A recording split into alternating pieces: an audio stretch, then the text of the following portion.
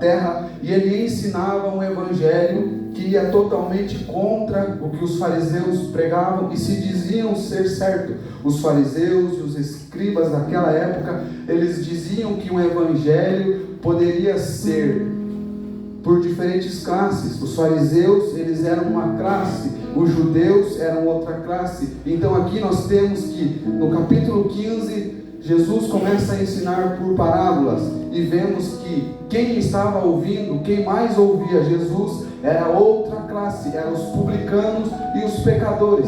Quem são os publicanos?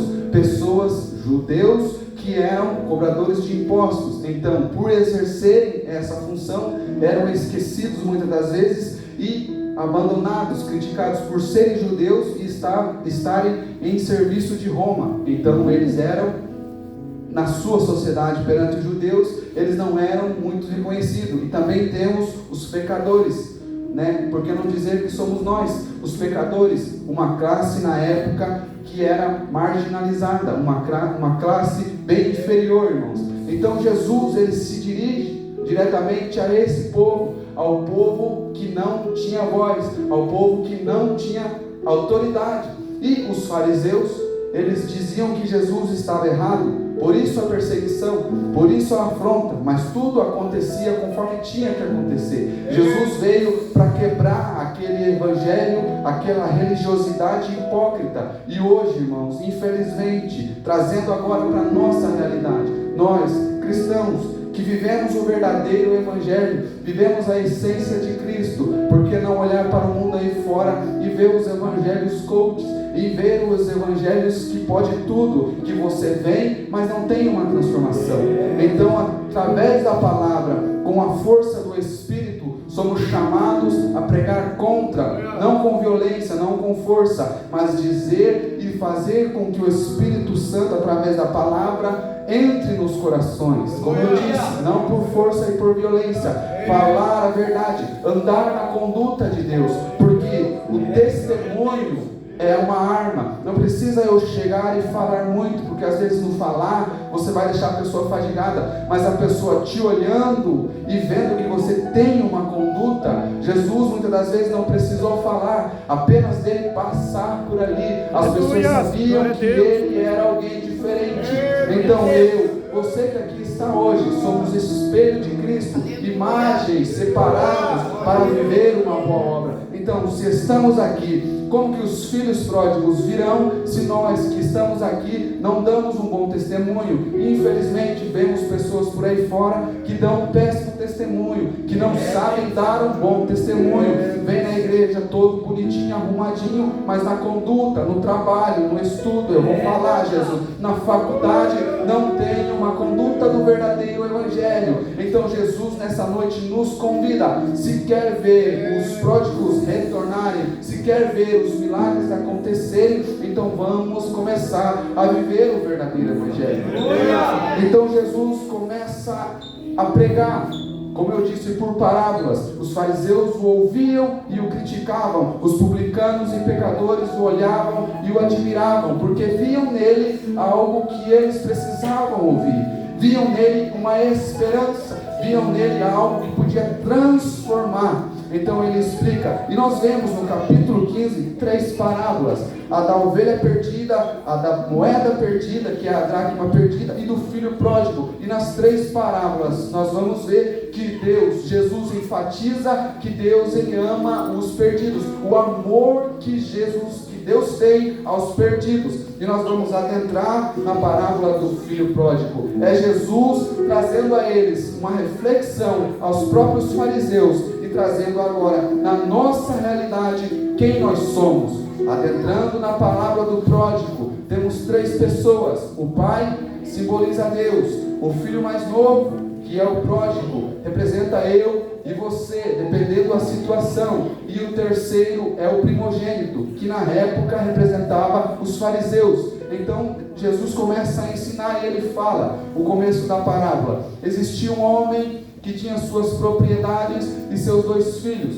Ora, vejamos que o filho mais novo então chega até o pai e pede a sua herança, porque, análise comigo, ele devia estar cansado da sua rotina, ele devia estar fadigado de ficar ficar na casa do pai, fazendo todos os dias as mesmas coisas. Imagine na época o trabalho árduo, na fazenda, nos campos, trabalhando, arando a terra, produzindo, cuidando dos gados. Então ele chega até o pai e pede a sua parte da herança, trazendo para a nossa realidade. Às vezes nós vivemos os dias passados aqui na terra, dia após dia, e começamos a se fadigar, e começamos então a pedir a Deus algo que ainda não estamos prontos. A palavra que o Senhor me deu vai um pouco na linha de contramão do filho pródigo, mas o Espírito Santo manda e nós temos que obedecer. Então, às vezes pedimos a Deus, mas não estamos preparados a receber. E Deus do céu olhando,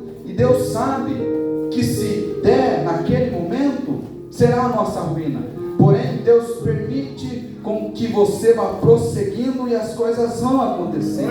Conforme foi aqui, o pai olhou, com certeza o pai sabia que se ele desse ao filho tudo aquilo, o filho iria cair. Mas como um pai zeloso, como um Deus que cuida de nós, ele olhou o seu futuro e sabia de todo o processo. Ele sabe tudo o que nós vamos passar. O próprio Deus está no céu. Então ele vê você pedindo hoje, e ele conhece o seu amanhã, ele conhece o seu depois do amanhã, e ele sabe o que vai acontecer com o seu futuro. Por isso Deus é maravilhoso, e a palavra passou por 2000 anos e ela ainda continua fazendo sentido, ela se aplica para nós hoje.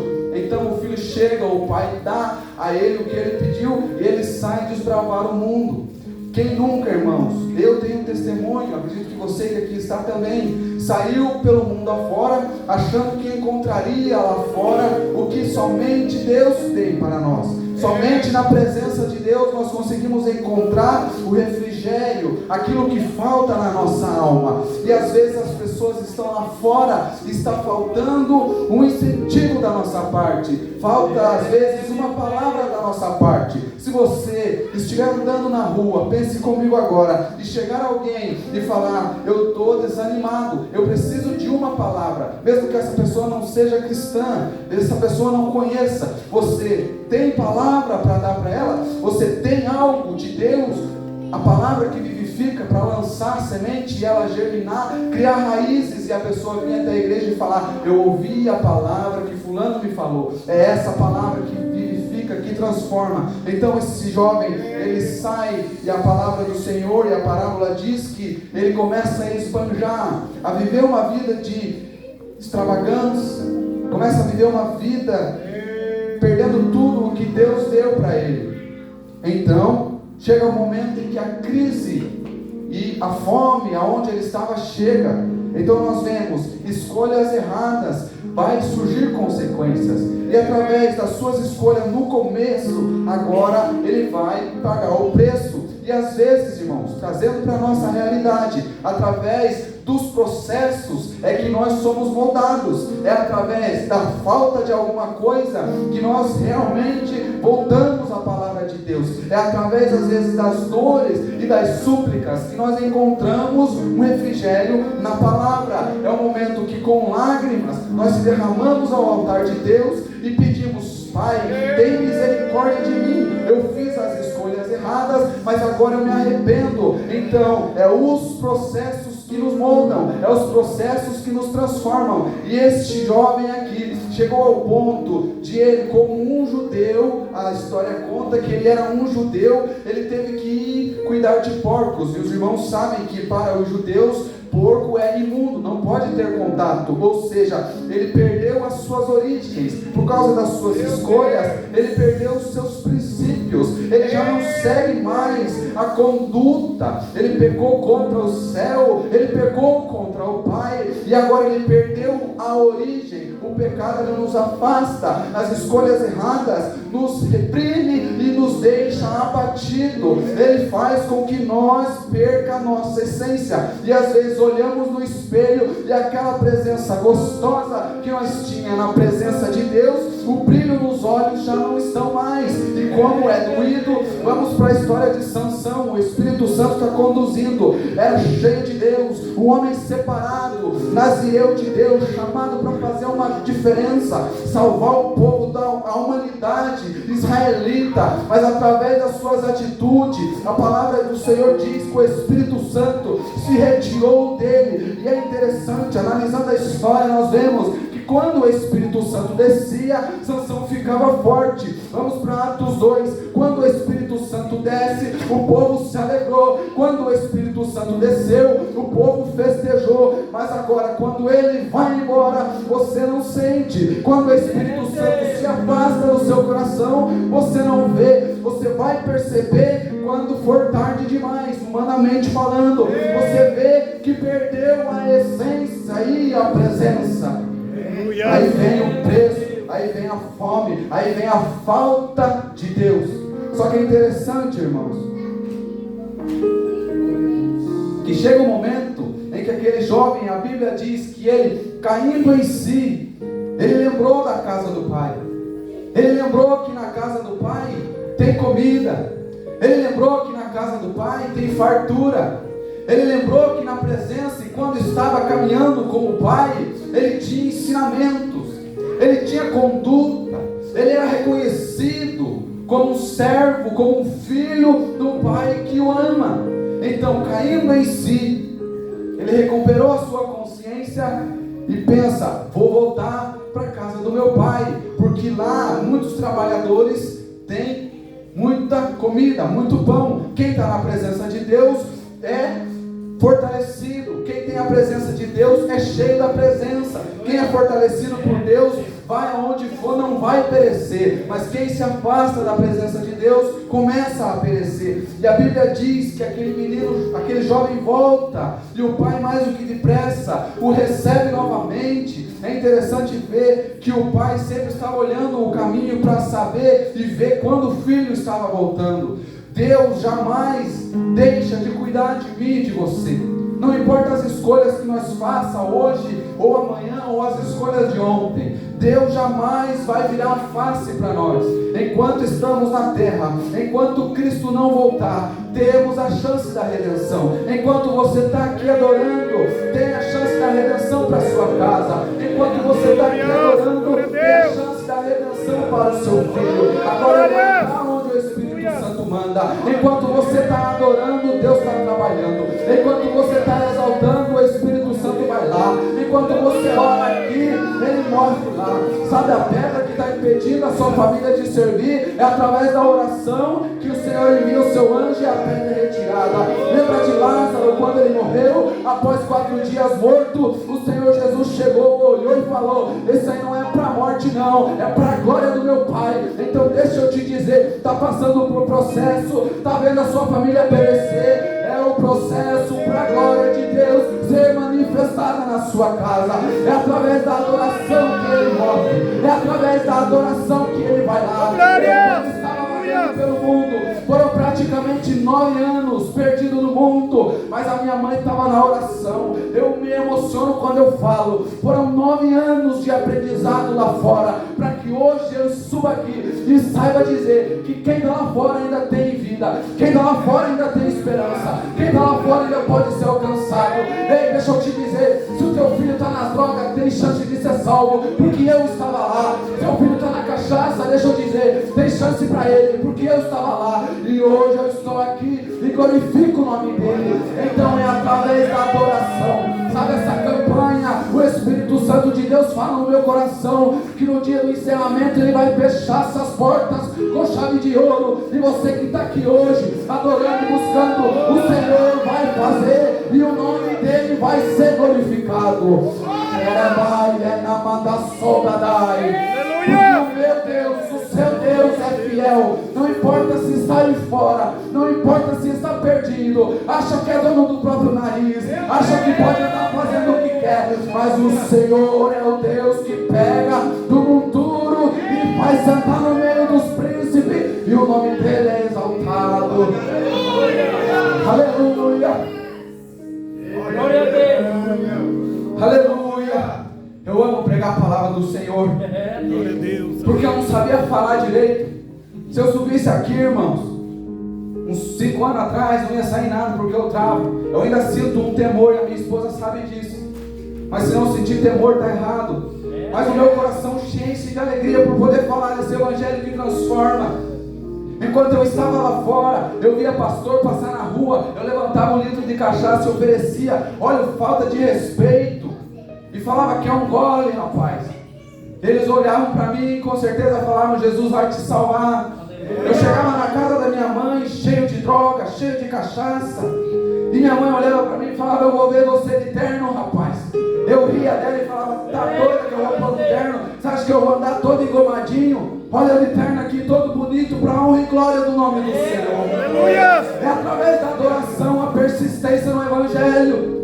E eu sei que Deus vai alcançar a sua família. Eu sei que Deus vai alcançar os seus. Ele pode até estar lá fora, como eu disse, achando que sabe tudo. Mas só existe um que sabe tudo, que é o nosso Deus. Só existe um que está no controle de tudo. E ainda que passe os céus e a terra, a sua palavra não passará. Pode romper barreiras, o que for, o Senhor desce na terra se for preciso. Ele faz o que for necessário fazer, mas Ele cumpre o seu propósito. Aleluia. Vivemos os últimos dias da igreja na terra. Esses dias eu estava em oração. Tu és maravilhoso. Que não é para minha glória, não, é para Deus, somente para Ele. Eu não sou, eu não sei, eu não faço. Ele é. E eu orando, e o Senhor me pegou em espírito e me levou e me mostrou o globo terrestre. Eu olhei para aquilo e falei: Deus, o que eu estou fazendo aqui? E Ele me mostrou seres de branco rodeando o globo terrestre e um cavaleiro. Eu olhei aquilo e falei: Deus, o que é isso, Senhor? Ele me disse: aos meus anjos, conforme você suporta ver, eu te mostro. E eles estão esperando a minha ordem para voltar a buscar o meu povo. E o globo foi ficando pequeno e cabia na palma da minha mão. Eu falei: Deus, e isso, o que é? Ele falou: a minha glória é grande, eu estou voltando, mas o povo está priorizando as coisas da terra, que são tão pequenas comparadas à minha grandiosidade. E Ele disse: fale nas igrejas, aonde você for, fale, eu estou voltando, eu vou buscar um povo santo, eu vou buscar uma igreja lavada e remida pelo meu sangue. Mas eu vou te dizer, liberar uma palavra: não desanime por causa daquele que está lá fora, não desanime por causa daquela que não quer saber da palavra de Deus, porque enquanto a vida ainda há esperança.